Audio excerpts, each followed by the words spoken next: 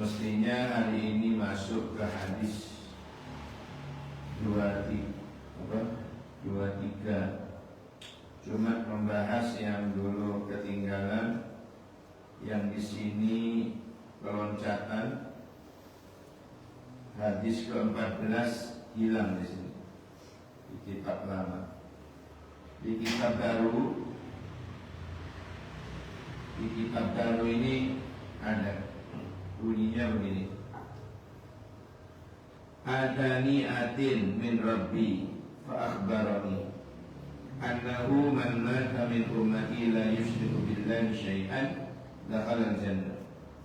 Qala fa qultu wa in zana wa in saraq? Qala wa in zana wa in saraq. Rawahu Muslim wa Tirmidzi wa Nasa'i. 3 orang yang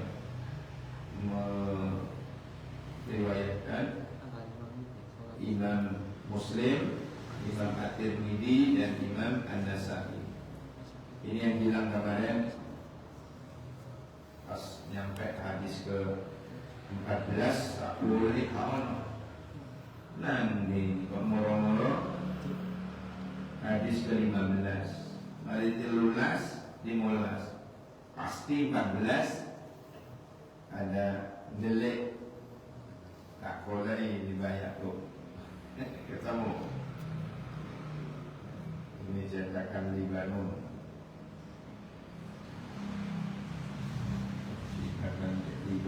ini cetakan mana ini? Bondowoso, Surabaya. Cetakan Surabaya. Bismillahirrahmanirrahim. Gimana ini? 22 apa 14? 14 ya urut ya. Al-Fatihah kitab Al-Fatihah. Bismillahirrahmanirrahim. Ya na'budu wa iyyaka nasta'in. Ihdinas siratal mustaqim.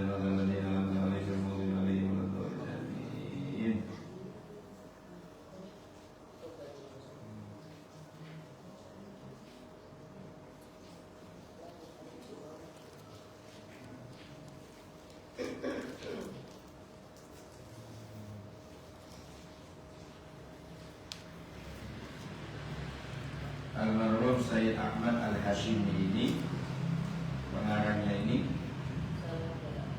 wafat 1362. Nah ini kan 1445. Beliau wafat 1362. Kurang lebih biaya.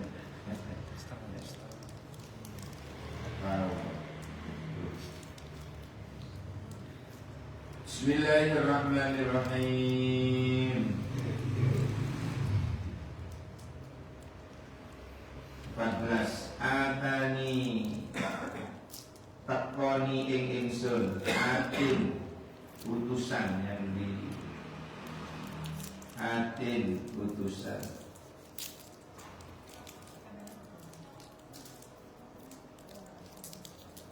Siapa yang dikenal sering datang kepada Nabi membawa wahyu? Jibril. Jadi di sini ditulis atin. Dari nomor 12, 13, 14 itu sama, dari Jibril semua.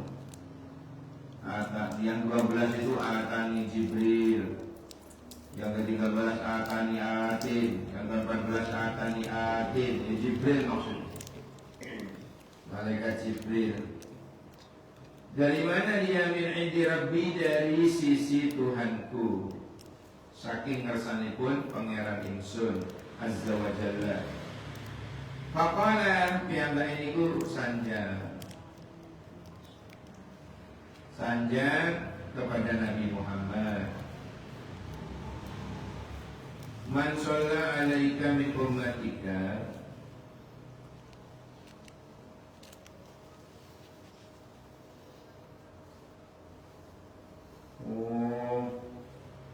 di sini yang mestinya nomor 14 ditaruh di 13. Nah di sini yang 13 sudah bahas. Berarti yang belum ini, semestinya ini. Percetakan itu gitu ya. Geser-geser.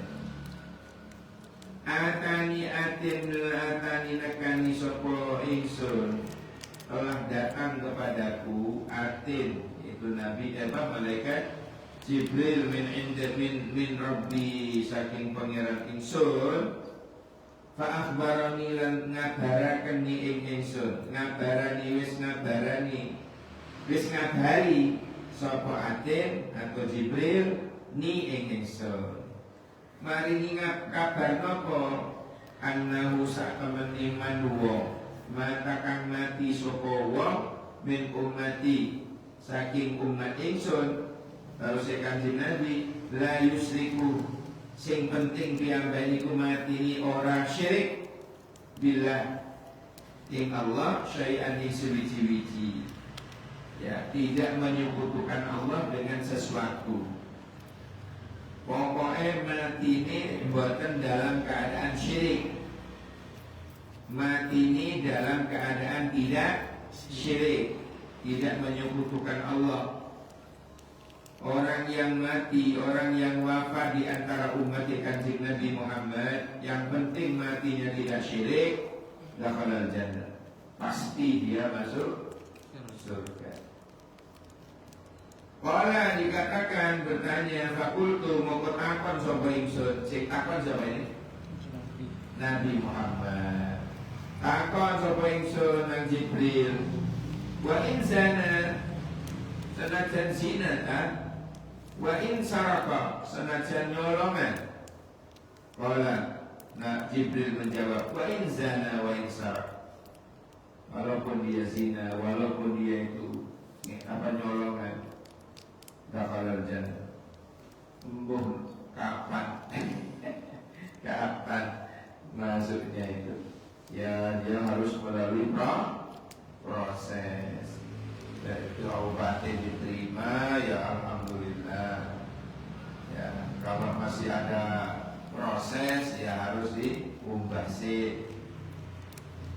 Kayak baju kotor itu loh. Ya apa baju kotor nih? Ya diumbah sih, diuyak-uyak sih. Mari mono yo disetrika. Mari diumbah. Ya diambil. Nggak langsung masuk lemari. Ya sih dijemur sih. Mari mono disetrika sih. Kumane mate.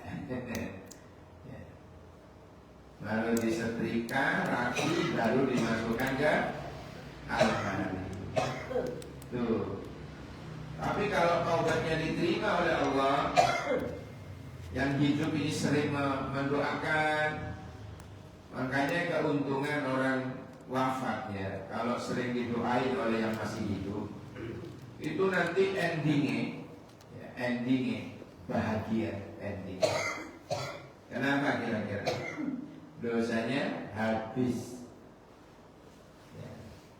Yang dulu pernah saya sampaikan hadisnya. Hadis sahih bunyinya ummati ummatun marhumatun. Umatku adalah umat yang disayang oleh Allah. Tadkhulu fi quburiha wa dhunubuhu kal jibal. Saat dia masuk ke dalam kubur, dosanya seperti gunung. Besar sekali dosanya, banyak dosanya, besar dosanya. Wa takhruju min kuburihim, tapi setelah dikeluarkan dari kuburnya, fayughfaru lahum, ternyata dosanya habis Pak, diampuni oleh Allah. Kenapa? Bidu'ail ahya, karena selalu didoain oleh yang masih hidup. Masya Allah. Makanya kalau ada orang kadang-kadang ini peringatan apa? Ini mendoakan yang mati. Haul keberapa? Satu. Ada haul kedua, ada haul ketiga. Gila. Nah itu dalam rangka mendoakan yang mati. Wa takhruju min kuburihim fayughfaru lahum bi du'ail ahya. Mereka dikeluarkan oleh Allah dari kubur mereka dalam keadaan sudah terampuni dosanya. Kenapa? Bidu'ail ahya. Baknya itu kalau menurut ilmu nahwu bak sababiyah. Jadi terampuninya dosa itu disebabkan bidu'ail ahya, disebabkan oleh doanya orang yang masih hidup, anak-anaknya, dulure, tonggoe, melok mendoakan. Loh Pak, katanya waladun sholihun, anaknya sendiri loh ya. Ya apa lah anak itu? Lah sing gak duwe anak. Sopo sing ndongakno? Maksudnya waladun sholihun itu muslimun sholihun. Pokoknya wong muslim yang soleh. Jangan salah paham. Waladun sholihun, anak yang soleh itu maksudnya adalah muslimun sholihun. Kata siapa saya? Bukan kata Abi. Bukan kata Abi ini. Katanya pengarang kitab Sarahnya Muslim, Imam An-Nawawi. Beliau mengatakan bahwa yang dimaksud dengan walad di sini adalah muslim, muslimun sholihun, muslim yang soleh. Berarti kalau begitu anak ini boleh mendoakan, karena sepenting dia itu muslim yang soleh. Anak angkat berarti boleh ya mendoakan apa bapak angkatnya atau ibu angkat. Anak mantu nyampe, karena di situ muslim yang soleh. Kemana?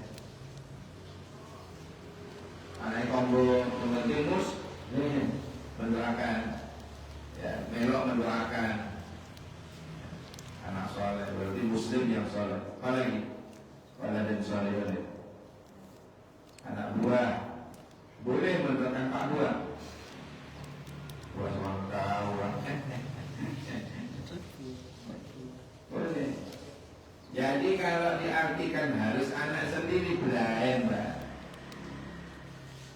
Belain. Tidak ada satupun ulama salaf dulu mengartikan harus anak sendiri. Tidak ada. Mereka mengartikan muslimun sholihun. Jadi waladun sholihun itu muslimun sholihun, muslim yang sholih.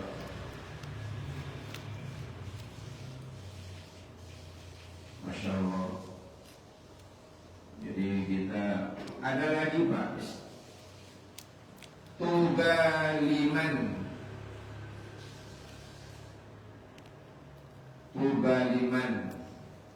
fi kitabihi mamluku bil istighfar. Beruntung banget orang, ya beruntung banget orang yang di dalam catatan amalnya itu dipenuhi dengan mamlukul istighfar, dipenuhi dengan istighfar. Maka besok di akhirat ketika buku itu diterimakan, ya, itu termasuk orang yang tuba, kata Nabi. Apa tuba? Beruntung. Tuba liman fi kitabihi mamluku bil istighfar. Ya. Beruntung sekali orang yang di dalam catatannya itu penuh dengan istighfar. Beruntung, dia bahagia. Makanya jangan malas-malas istighfar, terutama habis sholat 5 waktu, walaupun satu putaran tasbih. Rabbighfirli wa liwalidayya, Rabbighfirli wa liwalidayya, Rabbighfirli wa liwalidayya. Terus sampai satu putaran tasbih. Gitu. Ya memang ya kalau misal dirasa suwe sambil jalan tak apa-apa, sampai dengan oma duduk dulu teruskan, tak apa-apa. Duduk, Rabbighfirli wa liwalidayya, Rabbighfirli sambil jalan istirahat, Rabbighfirli wa liwalidayya, Rabbighfirli wa liwalidayya, Rabbighfirli wa liwalidayya. Itu luar biasa Pak dampaknya itu. Dengan mendoakan kedua orang tuanya, gilirannya kita mati itu akan didoain oleh anak kita. Gitu. Ternyata menyambung itu Pak. Ya, misalnya kalau jenengan istighfar istiqomah setiap sholat lima waktu membaca apa? Rabbighfirli wa liwalidayya, Rabbighfirli wa liwalidayya. Itu jangan dilewatkan, pokoknya jangan dilewatkan. Rabbighfirli wa liwalidayya, Rabbighfirli wa liwalidayya, Rabbighfirli wa liwalidayya, Rabbighfirli wa liwalidayya, Rabbighfirli wa liwalidayya, Rabbighfirli wa liwalidayya. Terus gitu habis subuh yang mono, duhur yang mono, asar yang mono, maghrib yang mono, isya yang mono. Maka dampaknya qadarullah ini kuasanya Gusti Allah ya. Ono mati ini bulan jenengan itu otomatis anak-anak kita itu mendoakan kita otomatis, karena kita sering mendoakan orang tua kita. Rabbighfirli wa liwalidayya, ampuni dosaku dan dosa kedua orang tua. Terus kita istighfar seperti itu. Nah, tuba li ummati, tuba liman katabahu kitabahu gimana? Mamluku bil istighfar. Ya, beruntunglah orang yang catatan amal perbuatannya itu dipenuhi dengan istighfar. Ditemukan di situ ternyata catatannya banyak istighfarnya. Oh, lebih-lebih istighfar seperti tadi itu. Masya Allah, jenengan dapat, kedua orang tua kita dapat reward Pak. Akan digambarkan itu besok ya di surga, orang tuanya kaget-kaget.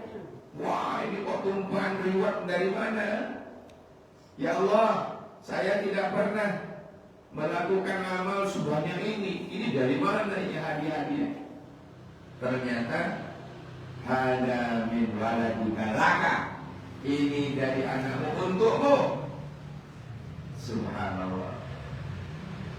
Jadi perbanyak, jangan malas-malas istighfar.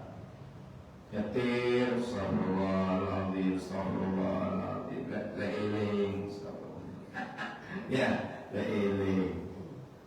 Gak iling, jeneng gak iling, ya mabuk gak iling. Atau pas apa jalan kaki, anak biasa itu di Taman Perjosari sambil wiritan, la iling. Ya harus eling. Oke. Nah itu tadi berpenuhi dengan apa tadi? Istighfar. Sekarang masuk ke hadis 22 ya. Hadis 22. Ya urutin, tak urutin. Kajian kita ini biar urut. Ada berapa hadis satu kitab ini? Saya tak lagi. Kalau pirang ewu hadis terakhir 1544. Saiki saya oleh 20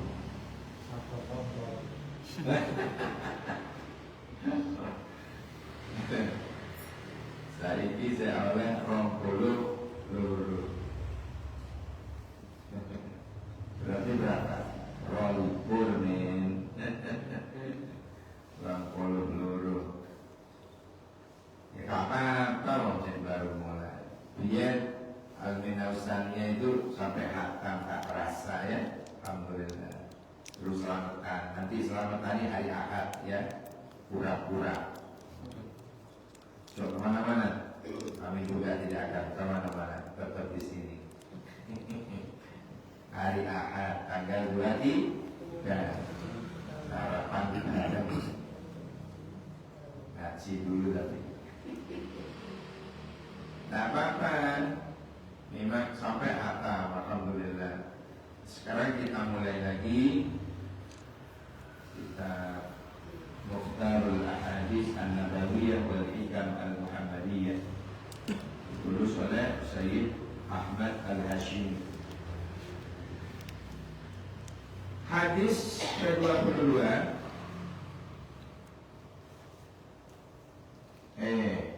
Kok 22 lagi? Minggu yang lalu 22. Sekarang masuk ke 23. Ittaqu da'watal madlum wa sira kabeh da'watal madlum ing dungane wong sing terzalimi. Takutlah kamu kepada doa-doa orang yang terzalimi. Kenapa? Fa innaha moko sak temene dungane wong sing terzalimi iki wae malu alal ghamam. Ya. Digowo ya ingatasi awan. Ya qulullah, kemudian Allah berfirman, wa izzati wa jalali la ansurannak wa janjinya Allah ini. Ya, Allah mengatakan demi kemuliaanku, ya, wa izzati wa jalali, dan demi keagunganku, la ansurannak, apa namanya, benar-benar akan aku tolong kamu walau ba'dahin, ya, dengan waktu yang apa namanya singkat. Takutlah kamu kepada doanya orang-orang yang teraniaya.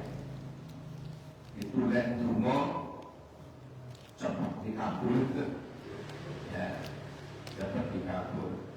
Orang-orang yang terzalimi, Pak. Doanya orang-orang yang terzalimi itu manjur karena doanya dibawa oleh awan. Masya Allah, wa inna dumalu ala ghamam. Yaqulullahu ta'ala wa izzati wa jalali la ansurannaka walau ba'dahin. Rawahu at-Tabrani an Huzaimah bin Sabit. Ya Allah, ya Allah. Hadis ke-20 berapa ini? Ke-24. Sebelum saya lanjutkan, ada yang ditanyakan? Ada yang ditanyakan? Sebelum saya lanjut,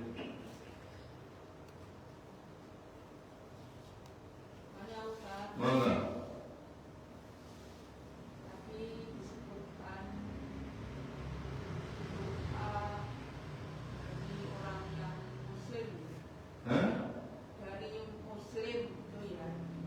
Misalkan ada yang meninggal itu orang muslim, Ya, didoain dapat hidayah. Bisa. Tapi kalau dia sudah meninggal dunia, terus kita kemelinti, ya Allah ampuni dia, padahal non misalnya, kafir lah, mendoakan orang kafir itu tidak bisa nyampe. Dianggap kita ini kemelinti. Apa kemelinti? Metes. Tidak boleh. Kalau dia masih hidup boleh, karena isi doanya semoga dapat hidayah.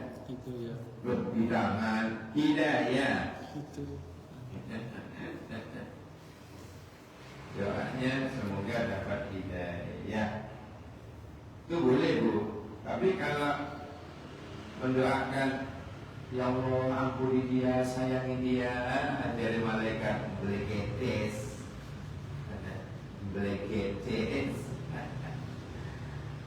Nyambung coy. Kenapa? Ada firman Allah, la yambaghi lil mu'minin lil muslimina lin nabiyina wal mu'minina ayastaghfiru lil musyrikina. Tidak seyogyanya, tidak sebaiknya, ya, para nabi dan orang-orang mukmin itu mendoakan, memohonkan ampunan kepada orang-orang yang kafir atau musyrik. Ya, tidak dianjurkan itu. Kenapa? Ya, tidak nyampe, bro. Tidak nyampe. Tapi kalau dia masih hidup, isinya apa tadi? Semoga dapat hidayah. Tuh. Oke. Nah lagi.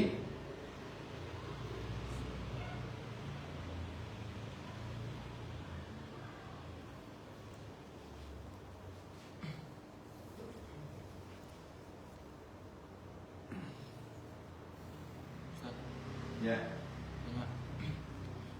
Kan katanya itu dari hadis yang sudah dibaca tadi ya, bahwasanya orang yang meninggal kemudian didoakan oleh orang soleh ya. Kalau yang didoakan itu bukan orang soleh, contohnya itu orang-orang yang kayak preman atau orang-orang yang zalim gitu, gimana Ustaz? Mendoakan siapa? Orang-orang yang mati gitu, contohnya ibunya gitu. Kan orang kayak preman kemudian Ibunya ziarah mati. ya. Ibu preman itu mati. Ya. Premannya itu mendoakan. Ya. Ya mudah-mudahan dikabul. Mudah-mudahan dikabul. Ya. Tapi yakin kalau premannya belum taubat ya susah mendoakan. Paling ngerebuti warisan ini. Karena bajingan kan judulnya. Tapi kalau dia sudah taubat, lain lagi. Ya, itulah saya suruh taubat dulu ya. Baik, kita lanjut. Kita lanjut hadis ke-24. 24 di sini benar. Ittaqud dzulma. Wa ittaqud dzulma wa tiyusira ad-dzulma in kadzaliman. Fa inna dzulma dzulumatun yaumil qiyamah. Maka sak temene kedzaliman itu dzulumatun menjadi kegelapan hati yaumil qiyamah di hari kiamat. Jangankan di hari kiamat, di dunia saja kalau orang itu suka menzalimi orang, itu hatinya petang. Apalagi di akhirat. Di dunia saja hatinya petang. Orang zalim itu gak milih dulur. Masih dulur itu tego. Tego. Masih dulur itu. Orang kalau petang hati itu ya wes orang tidak berfungsi otaknya dengan baik, tidak berfungsi akalnya dengan baik. Orang yang mabuk cinta itu ya, kayak orang mabuk cinta itu, suka tidak bisa dirasionalkan sudah. Rindu sampai nangis-nangis darah itu ada itu dalam baitnya Imam Bushiri itu. Amin kadat suri jiranim bidi salami. Gimana maknanya Min? Amin kadat suri jiranim bidi salami. Kan ada ya? Apakah engkau merindukan kekasihmu di salam? Apakah ada janda muda di situ? Ya. Masa citadam anjara bimuklatim bidami min muklatim bidami, sampai air matamu yang mengalir di pipimu itu bercampur darah. Kamu saja nih merindukan sopo. Terus dia bilang dalam bait berikutnya, saya tidak merindukan siapa-siapa kecuali aku merindukan Rasulullah Muhammad ibni Abdillah. Tapi itu masih ya. Amin tadaturi di ranin bidi salam masa sedang anjara min muklatin bidami, sampai air matamu di pipimu bercampur darah. Dan itu merindukan Rasulullah. Jadi orang dolim, orang yang suka mendolimi orang lain, itu hatinya pertama tego dan dulur itu Pak. Nang mamanya sendiri tego, nang papanya sendiri tego. Yes, orang doyati lah. Wong Jawa itu ngomong orang doyati wong itu. Nah itu jenenge dalam bahasa hadisnya itu apa? Dulumatun fi qalbi. Petang hati ini.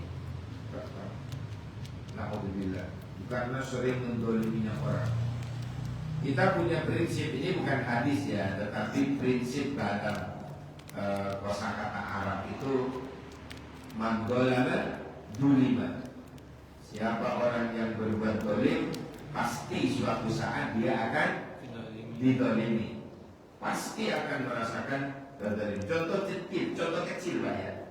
Kita ngejek orang, misalnya Fulan itu maju kata undang masjid. Ngomong-ngomong lho. Titeno sing ngomong-ngomong mesti suatu saat dia tidak akan masjid. Dibalas langsung malah. Iya, entah itu kabinet, entah itu kudunet, limo jebret telu kali loro. Langsung dibalas itu Pak. Jangan. Hah? Apa? Lagi tantangan ini. Ngomong orang nih kayak ngene sik maksa ke masjid. Masuk telat-telat. Ya. Jadi jangan gitu. Pasti dia akan mengalami apa yang dia ucapkan. Tak usah sudah. Bijak kadang ya wes itu kira aja. Jangan dirasani. Tak boleh kerasa. Walau di batin, pasti akan mengalami dia sebelum dia mati.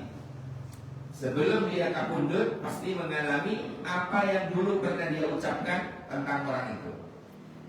Mandolama dulima. Pasti itu Pak. Pasti. Masya Allah, pasti.